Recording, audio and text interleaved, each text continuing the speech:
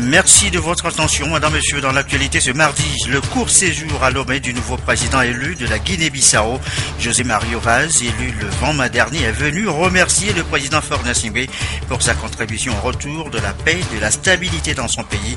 Le président Faure Gnassingbé, invité par ailleurs par le nouveau président à son investiture le 23 juin prochain à Bissau. À l'Assemblée nationale, le projet de loi organique de la loi de finances a été adopté ce mardi. But de l'exercice, adapter le test aux nouvelles directives de l'UEMOA et aux standards internationaux. C'était ce matin à la plénière, la 10e de l'année en cours. Enfin, le Mondial Brésil 2014 à nos portes et bientôt sur nos petits écrans. Le Mondial Brésil 2014, l'effervescence déjà à 2 jours du coup d'envoi de la grande messe du football. La télévision togolaise se prépare également pour vous faire vivre chaque seconde de l'événement. Voilà, Madame, Monsieur, le sommaire, bienvenue. Voici le journal. Bonsoir à tous. Dans l'actualité, le bref séjour ce mardi à Lomé du président élu de la Guinée-Bissau, José Mario Vaz, est arrivé en fin de matinée, accueilli à l'aéroport général Gnassingbé Adema par le Premier ministre Artem Sele Agodior-Mezolo. Il s'entretiendra ensuite avec le président Faure Gnassingbé, invité à assister à son investiture le 23 juin prochain. Président Zissou.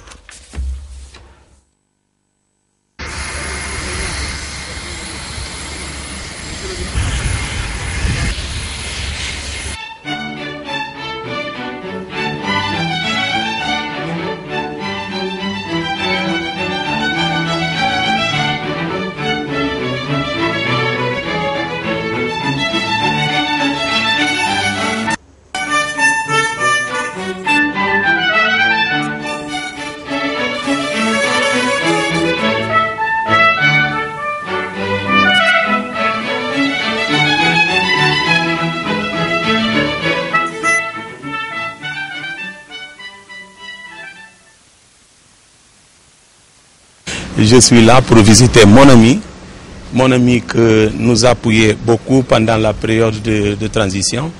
Nous sommes là pour rendre la visite de courtoisie parce que ça fait longtemps que je n'ai pas vu, ça fait 2 ans et quelques, et je suis là pour le rendre visite et de remercier tout ce qu'il a fait pour nous, pour le peuple et pour la Guinée-Bissau.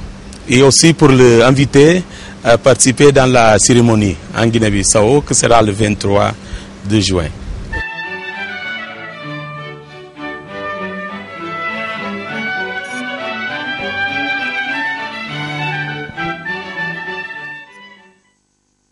Aussitôt après l'entretien avec le président Faure, José Mario Vaz reprend le chemin du retour, raccompagné encore à l'aéroport par le Premier ministre. On va voir les images donc du départ du président élu bissau-guinéen au terme donc de sa courte visite de courtoisie ce mardi à Lomé. Toujours à la présidence de la République, le président Faure Gnassingbé a échangé déjà dans la matinée avec Jean-Philippe Prosper. C'est le vice-président de la Société financière internationale, SFI. Au menu des échanges, les efforts en cours pour améliorer le climat des investissements et les possibilités de renforcer l'appui de la SFI au Togo. Les précisions toujours au micro de Prudence Zissou.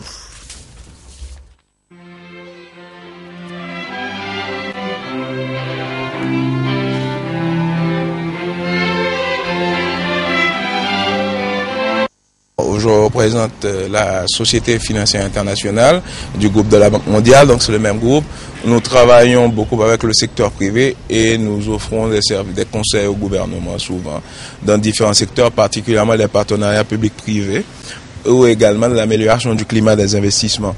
Donc c'est de cela essentiellement que j'ai discuté avec le chef de l'État, comment nous pouvons continuer à appuyer le Togo dans le cadre de l'amélioration du climat des investissements ou encore dans des partenariats publics-privés dans certains secteurs, particulièrement le secteur des infrastructures et voir également dans les secteurs comme l'agriculture, l'agrobusiness. Encore un mot à propos de la présidence de la République a signalé ce message au courrier des pairs du chef de l'État, un message adressé à son Excellence Monsieur Aníbal Cavaco Silva, président de la République portugaise. C'est à l'occasion de la fête nationale de ce pays, occasion donc pour le président Faure Gnassingbé d'adresser au nom du peuple togolais, du gouvernement togolais et en son nom personnel ses très vives et chaleureuses félicitations et de renouveler par ailleurs en ces moments de grande allégresse ses vœux ardents de santé et de bonheur pour le président portugais et sa famille, ainsi que ceux de paix et de prospérité continue pour le peuple portugais. Il me plaît, écrit en substance pour Gnassingbé, à l'occasion de ce jour spécial, de me réjouir tout particulièrement de la qualité des relations d'amitié et de coopération qui existent entre nos deux pays et souhaiter vivement de les voir se consolider et se diversifier encore davantage, écrit donc le président Faure Gnassingbé. À l'Assemblée nationale, les députés, avant d'aller à l'Assemblée nationale, à la primature, Monsieur Jean-Philippe Prosper a été également reçu en audience ce matin par le Premier ministre Artem Seliagodzi-Jarmé. Aujourd'hui, on va découvrir là les images au centre des discussions, les relations entre la SFI et le gouvernement togolais.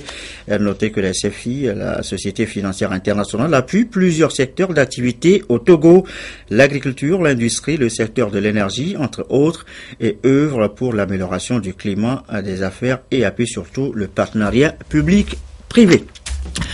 À l'Assemblée nationale, cette fois-ci, les députés ont travaillé ce mardi à l'adoption du projet de loi organique relatif aux lois de finances. Il s'agit précisément d'adapter ce projet de loi aux normes et standards internationaux, les directives de l'UEMOA notamment. C'était en plénière, la 10e de l'année en cours. Le compte rendu, Arnaud Kilifou. Le projet de loi organique relatif aux lois des finances vient conforter les directives de l'UEMOA portant code de transparence dans la gestion des finances publiques déjà adoptées le 5 juin par l'Assemblée nationale. C'est donc une réforme d'envergure régionale qui vise à instaurer dans l'Union des règles permettant une gestion transparente et rigoureuse des finances publiques pour soutenir la croissance économique. La présente loi organique met l'accent sur les résultats concrets attendus de la mobilisation et de l'utilisation des moyens financiers et non plus exclusivement sur la régularité de l'utilisation des moyens financiers. Les changements introduits rénovent le dialogue de gestion dont le responsable de programme est désormais la clé de voûte. Alors que, dans le cadre de l'ancienne loi organique, ce dialogue s'opérait principalement entre le ministre des Finances et les ministères sectoriels, le niveau ministériel est désormais le plus pertinent pour conduire la formulation et le suivi des budgets. Le projet de loi adopté présente la procédure d'élaboration et de vote des lois de finances et fixe les règles de mise en œuvre des budgets publics.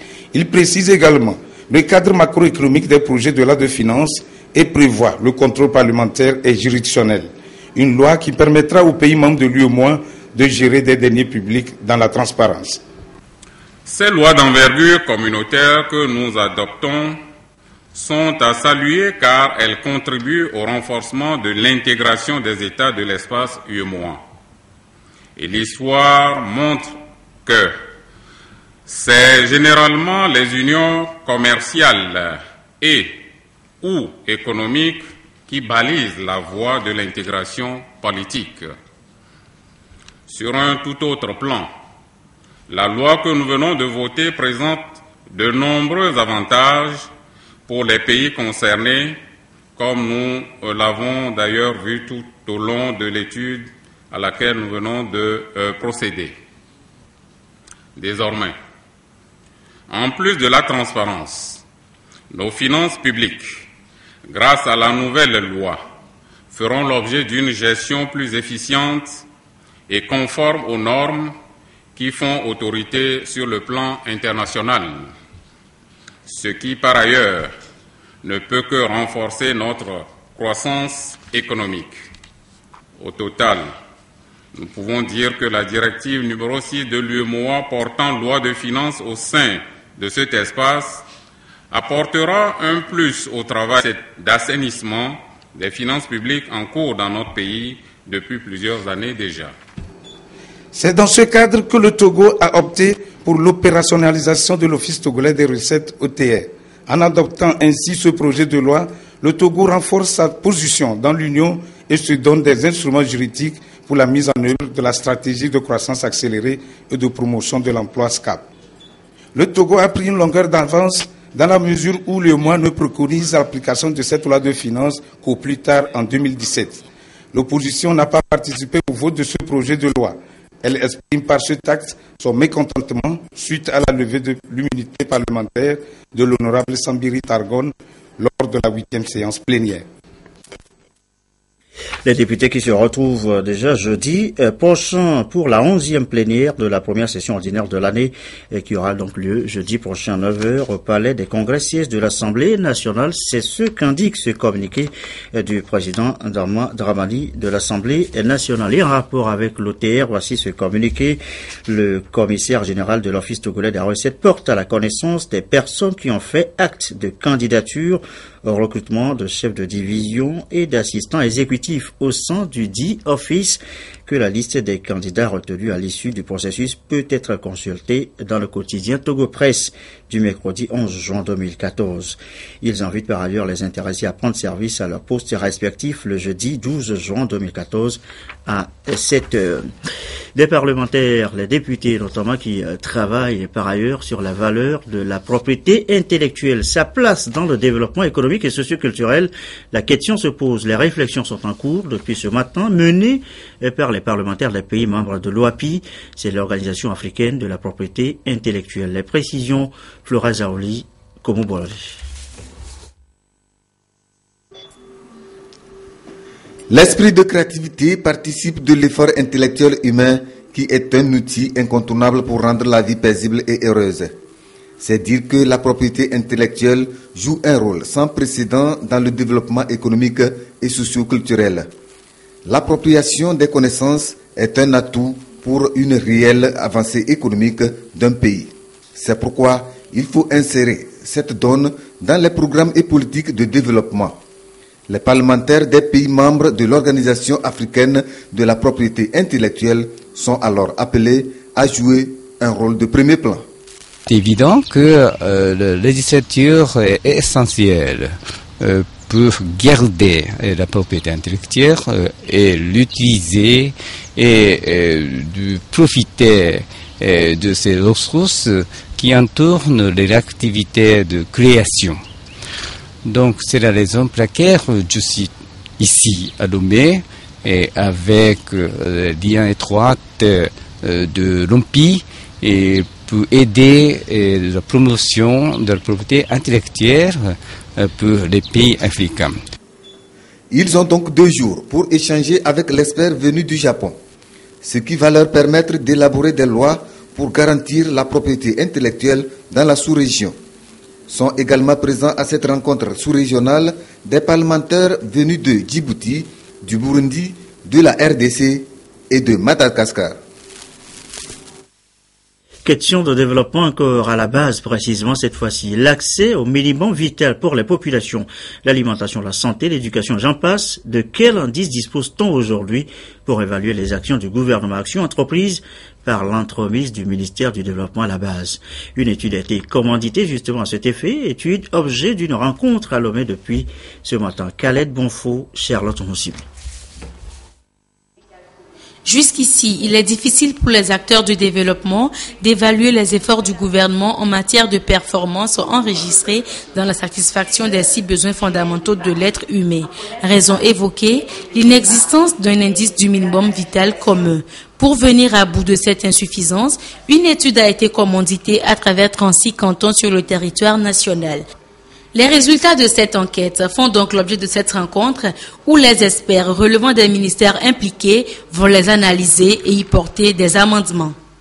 Parmi ces 6 besoins, vous avez l'alimentation et la nutrition, vous avez la santé, vous avez l'éducation, vous avez l'eau et l'assainissement, vous avez le désenclavement des localités, c'est-à-dire les pistes rurales et autres, et vous avez enfin la capacité des communautés à générer de la richesse, c'est-à-dire leur accès au financement. L'étude nous a révélé que le gouvernement fait beaucoup d'efforts en matière d'éducation à la base. Il reste encore des efforts à fournir concernant l'eau et l'assainissement, par exemple.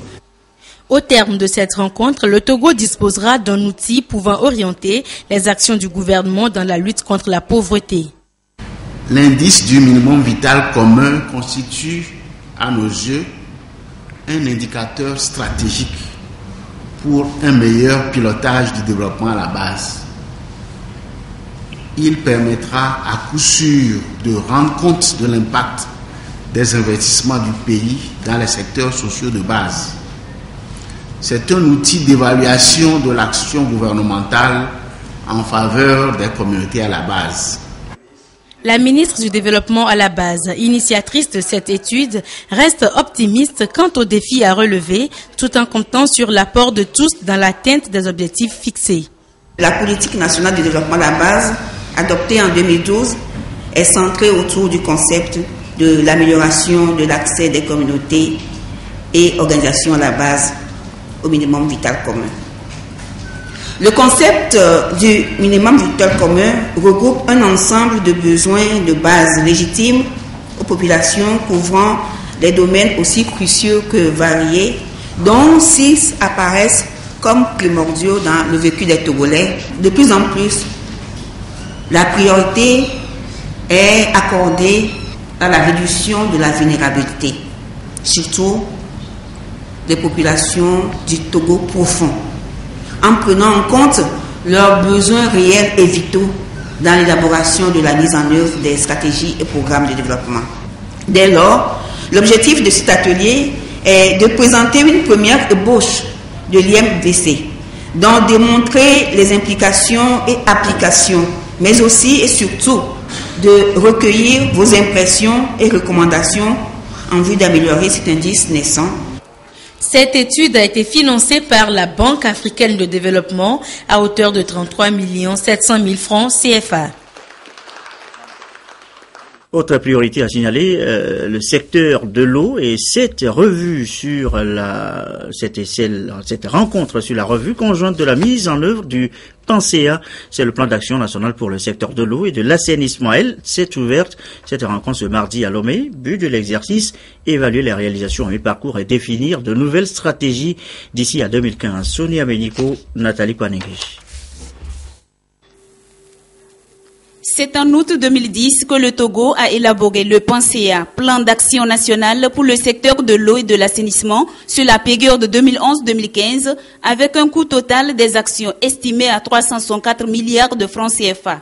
L'objectif de ce programme est de contribuer à l'amélioration du taux d'accès à l'eau potable et à l'assainissement. Après 3 années de sa mise en œuvre, tous les acteurs impliqués dans ce plan d'action évaluent les résultats obtenus. L'objectif visé par rapport à l'eau potable, c'était de passer de 34% en 2010 à 66% en 2015 pour l'eau potable. Et pour l'assainissement, notamment pour les excrétas, il fallait passer de 32% à 55% en 2015. Nous avons mobilisé en tout 123 milliards sur les 364 milliards qui étaient attendus. Nous constatons une faible mobilisation des ressources. Et cette faible mobilisation a eu des effets sur l'approvisionnement en eau potable. Le Togo a arrivé à augmenter la couverture en eau et assainissement, mais ça reste quand même très limité à une chiffre de 44%. Donc en tant que représentant et chef de file des partenaires, ce matin je suis venu pour encourager effectivement que la revue reste pragmatique dans le sens de voir quelle est la capacité, la vraie capacité de gestion. Je suis venu aussi pour réitérer de la part des partenaires que ce n'est pas une question de quantité d'accès aux ressources, mais que nous, de plus en plus, nous nous rendons compte que c'est une question de qualité. Tout en invitant les acteurs à agir en synergie face aux défis qui s'imposent, le ministre Bissou Nabagou a relevé quelques actions concrètes déjà menées, notamment sur le plan institutionnel et juridique. Il s'agit entre autres la prise des décrets d'application de la loi portant code de l'eau,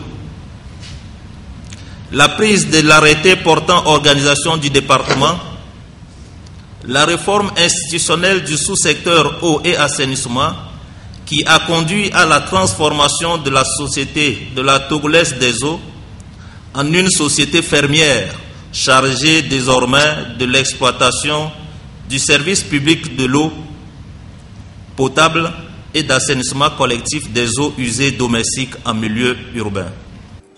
Autre action remarquable, la réalisation et la réhabilitation des ouvrages d'hydraulique en milieu rural, semi-urbain et urbain d'une part, et d'autre part par la construction, l'aménagement et la réhabilitation des ouvrages d'assainissement. Les recommandations issues de cette revue serviront donc à accroître le niveau de performance du secteur, non plus dans le délai du PANSEA, mais plutôt dans celui de l'ASCAP, soit en 2017. Autre sujet évoqué maintenant, l'avant-projet du code minier au Togo. Un test, c'est mieux, un nouveau cadre juridique qui devrait booster le secteur. Il est soumis à validation depuis ce matin également à l'homme. Et les précisions avec Emmanuela Diaglo et Firmé Adjinari. Le secteur minier, l'un des maillons importants dans l'économie nationale, crée de la richesse et donc pourvoyeur d'emplois. Face aux défis actuels, il est urgent de revisiter les textes qui réglementent ce secteur. Et pour atteindre les objectifs fixés, l'État togolais s'engage à actualiser le cadre institutionnel du secteur minier en l'harmonisant aux normes des autres pays de la sous-région. Un processus de réforme qui va permettre la mise en place d'un nouveau code minier. Le but, évidemment, c'est de développer et d'encourager l'investissement minier au Togo. Les dispositions du nouveau code minier que l'on proposera au gouvernement ont ce but-là d'encourager l'investissement, notamment dans l'exploration. S'il n'y a pas d'exploration, il n'y a pas de mine. L'avantage est de favoriser les investissements et assurer une exploitation optimale des ressources au bénéfice de la population. Le but, en fait, de l'exercice qui est en cours présentement est justement d'atteindre l'équilibre entre un retour sur les investissements faits par les promoteurs miniers et bien entendu un retour juste et équitable pour le peuple togolais. En termes de fiscalité, il s'agit en fait d'avoir des dispositions qui d'abord ne feront pas en sorte de faire fuir les investisseurs. Il s'agit d'avoir un ensemble de mesures qui font en sorte que les promoteurs miniers soient présents ici. Les nouveaux textes vont sans nul doute contribuer à une industrialisation efficace pour une réelle croissance des activités minières. Le secteur minier du Togo connaît un regain d'intérêt de nombreux investisseurs. De fait, au ministère des Mines et de l'Énergie, nous enregistrons ces 5 dernières années un nombre de plus en plus croissant de demandes de permis de recherche et d'exploitation, tous minerais confondus. D'où l'urgence de disposer d'un cadre institutionnel et réglementaire efficient pour son organisation et sa gestion. Je suis persuadé que vous en êtes suffisamment conscient et êtes engagé à faire en sorte qu'au sortir de vos travaux, le Togo soit doté d'un document que le gouvernement et l'Assemblée nationale se feront le devoir et le plaisir d'adopter sans grande difficulté. Après l'adoption du nouveau code minier, de nouvelles dispositions seront prises pour une bonne fiscalité minière au Togo. Autre test en voie de validation, c'est pour une meilleure promotion de l'alimentation scolaire durable au Togo. Eh bien, le gouvernement togolais, avec le soutien du programme alimentaire mondial organisé ce matin à Lomé, un atelier de restitution des résultats de la visite d'études au Brésil. Au cours de cet atelier, eh bien, le plan d'action pour l'alimentation scolaire sera validé. Il s'agira en fait de renforcer le dispositif de l'alimentation auprès des élèves et d'approvisionner les produits de meilleure qualité aux cantines scolaires. Les précisions avec Solange Koulou et Apollinaire Kadanga. En matière de politique d'alimentation scolaire, le Brésil, qui arrive à nourrir plus de 40 millions d'enfants par jour, est considéré aujourd'hui comme une référence mondiale. Pour s'inspirer alors du modèle brésilien, le gouvernement togolais a diligenté une mission au Centre d'excellence de lutte contre la faim au Brésil pour une étude du savoir-faire brésilien. Il est aujourd'hui question de restituer les résultats de cette mission qui a bénéficié de la facilitation du programme alimentaire mondial. Au Brésil, il y a des lois qui protègent l'alimentation scolaire. Ils ont des programmes. Un premier programme qu'on appelle le Bolsa Familia. C'est une bourse familiale qu'on donne à des populations qui ont un revenu faible. Mais la condition pour bénéficier de cette bourse, c'est d'avoir inscrit tous ses enfants à l'école. Compte tenu de l'expertise du PAM, le gouvernement a sollicité le PAM pour l'accompagner dans ce processus de mise en place d'un programme d'alimentation scolaire durable. Un programme qui se veut être un cadre de promotion de la production locale en établissant un lien durable entre la production locale à travers les petits producteurs et la cantine scolaire. Dans cette vision d'alimentation scolaire, le gouvernement estime que tout le monde y gagne. En élaborant la politique nationale d'alimentation scolaire, l'idée n'est autre que de fournir à chaque élève togolais au moins un repas chaud par jour à l'école. Ce repas doit provenir des aliments produits prioritairement dans la localité où vit l'élève, c'est-à-dire une alimentation basée en grande partie sur les produits locaux. Dans cette vision, tout le monde aura à gagner. Les parents peuvent vaquer librement à leurs occupations. Les petits producteurs auront un marché sûr pour écouler leurs produits. Outre le partage des résultats de la mission, il sera aussi question d'analyser et de valider le plan d'action du projet d'alimentation en milieu scolaire. Un reportage de Solange Koulou et de Apollinaire Katanga présenté par Rachel Aokou. Il est 20h26. Dans l'actualité ce mardi, il y a aussi ce coup de gueule des enfants contre les violences faites à leur personne. Ils finissent par en embarrasser ces enfants qui ont rédigé une charte contre ces violences, charte qu'ils souhaitent voir intégrer les objectifs du millénaire pour le développement post-2015. Gérald Agoudou et Demsoussouko. Nous demandons au gouvernement de promouvoir la protection des enfants contre toutes les formes de violence. Le décor est ainsi planté. Les enfants, membres des différents clubs et associations des cantons de Tchekpo et Gbatopé, disent halte aux violences faites à leur égard dans les sphères scolaires, apprentissage et familiales. Pour y parvenir, il faut atteindre pleinement les OMD post-2015. Demandons aux chefs d'État du monde de continuer à œuvrer pour 1. Réduire l'extrême pauvreté et la faim. 2. Assurer l'éducation primaire pour tous. 3. Promouvoir l'égalité des genres et l'autonomisation des femmes. 4. Améliorer la santé maternelle. Et 5. Préserver l'environnement. Le projet élaboré à cet effet a reçu l'aval de l'association Bonfonden, une organisation de développement communautaire. C'est de bonnes impressions. Je crois que la charte que les enfants viennent de présenter est très expressive.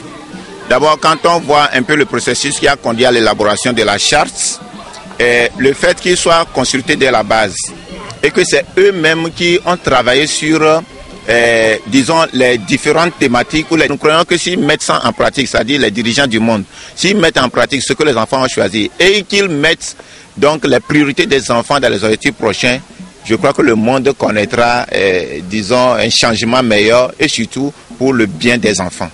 Ces élèves ont présenté à leurs partenaires leurs outils de sensibilisation et le bilan des activités menées. Bonfonden est une organisation de développement centrée sur l'enfant. Elle intervient dans les domaines de l'éducation, de la santé entre autres. Elle est présente dans 28 cantons au Togo. Du foot dans cette édition, nous l'annoncions aussi en titre avec le Mondial Brésil 2014. C'est déjà l'effervescence avec l'arrivée des délégations. Et voyons un peu déjà ce qui se passe sur place dans ce reportage. Plus que 2 jours avant le coup d'envoi du Mondial 2014. Les équipes arrivent au Brésil. Les joueurs camerounais affronteront le Mexique vendredi. D'autres sont déjà à l'entraînement, comme les Espagnols, actuels champions du monde. Les Néerlandais, eux, pratiquent la zen attitude sur les plages de Rio. Quant aux Anglais, ils testent la capoeira et partent à la rencontre des enfants des favelas. Nous avons eu un après-midi de libre et on a beaucoup de chance de voir ce qu'offre le Brésil. Regardez autour de nous, c'est incroyable. Ces supporters anglais viennent aussi d'arriver. Ils marchent depuis 3 mois en Amérique latine. Un pèlerinage pour encourager leur équipe. Les fans débarquent du monde entier pour cette grand-messe du football où s'affronteront 32 équipes. Nous allons avoir beaucoup de bénévoles pour aider les gens, pour les orienter, leur dire où sortir, où prendre les bus, les taxis. C'est une manière de montrer notre hospitalité.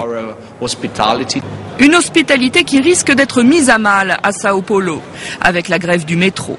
C'est là que doit se dérouler jeudi le match d'ouverture Brésil-Croatie. Embouteillage monstre, affrontement, la tension a atteint des sommets avant que les syndicats décident l'arrêt du mouvement lundi soir. Nous reprendrons peut-être la grève le 12 juin. Ça dépendra si les 42 travailleurs licenciés sont réintégrés ou pas. La menace plane donc encore sur Sao Paulo. En attendant jeudi, tout le monde s'active pour régler les derniers détails de la fête. Une fête placée sous étroite surveillance. Rio sera scrutée par 20 000 caméras. Et la télévision togolaise met les bouchées doubles pour faire vivre l'événement. Chaque seconde compte. Le retour gagnant pour les Toufan victorieux en Afrique du Sud du trophée de meilleur artiste francophone. Retour triomphal accueilli chaleureusement par les Togolais et les fans comme il se doit. Etonam Kokodoko, Esther Laclé. Retour triomphal à Lomé des Toufan, les fils du vent comme ils se font appeler. Ils ont été accueillis par une délégation du ministère de la Culture et de la Communication venue célébrer le trophée du meilleur artiste francophone des MTV Awards. Trophée remporté samedi dernier à Durban en Afrique du Sud. Ils ont surclassé leurs concurrents avec leur nouvelle tendance, Guetta. C'est comme si on gagnait la Coupe d'Afrique au fait. Donc quand on nous a appelés, c'était d'abord difficile de réaliser que c'était Toufan et après on s'est dit bon, il faut aller parce que c'est ça quoi, c'est ça. Nous sommes, je vais dire, les premiers francophones ouest-africains à avoir gagné un tel trophée. Je pense que c'est vraiment quelque chose de grand. Je vais pas nous faire des éloges, mais aujourd'hui, je peux dire que nous sommes en train d'écrire quelques petites pages de la musique togolaise. Les Toufan étaient en lice avec de grands artistes du continent comme Espoir 2000 de la Côte d'Ivoire, Ferregola de la RD Congo, le rappeur franco-congolais Youssoufa et Ariel T du Gabon. Bravo Toufan, et je sais qu'ils ont assez de talent. Et c'est ça qui fait encore la fierté donc, du peuple. Lorsque il y a le talent, on s'exprime facilement, on s'exprime aisément. Et je sais que beaucoup de choses restent à venir. Toufan est un groupe musical fondé en 2005 au Togo. De Obragada au Guetta en passant par le Kool Kaché, ce duo a depuis sa création de quoi retenir l'attention, surtout à travers ses pas de danse particuliers. Le Guetta, par exemple, sorti en 2013, véhicule un message « Esquiver les jaloux ». Il fait la fierté du peuple togolais depuis bientôt 10 ans. Une cérémonie beaucoup plus solennelle sera organisée pour manifester donc la joie de tout le peuple togolais par rapport à ce trophée qui nous vient de l'Afrique du Sud. Famille, fans, amis ont fait nombreux le déplacement pour accueillir les ambassadeurs de la musique togolaise. Le concours MTV Africa Music Awards met en compétition des artistes africains qui ont des impacts sur la jeunesse. L'initiative vise à soutenir les jeunes artistes qui, par leur talent et travail, changent l'image de l'Afrique. Après ce trophée, le groupe Toufan aura le regard tourné vers Los Angeles. Eh bien, Barabas et Mastajas sont nominés dans la catégorie du meilleur artiste africain pour la compétition des BET Awards à Los Angeles. Rendez-vous donc le 29 juin prochain à Los Angeles pour la phase finale. Et voilà, et c'est un peu la Coupe du Monde pour les Toufan. C'est la fin de cette édition. On va se quitter sur les images ce matin de l'entretien entre le président Faure Gnassingbé et le nouveau président élu de la Guinée-Bissau, José Mario Vaz, élu le 20 mai dernier, est venu remercier le chef de l'État pour sa contribution au retour de la paix dans son pays. Le chef de l'État a invité par ailleurs à prendre part à l'investiture du nouveau président le 23 juin prochain. La météo juste après, ce sera avec Cléo Sabine Poko pour les prévisions. Le journal de l'économie. Un nouveau code minier. Le Togo en route vers un nouveau code minier. Les travaux ont effectivement démarré ce matin.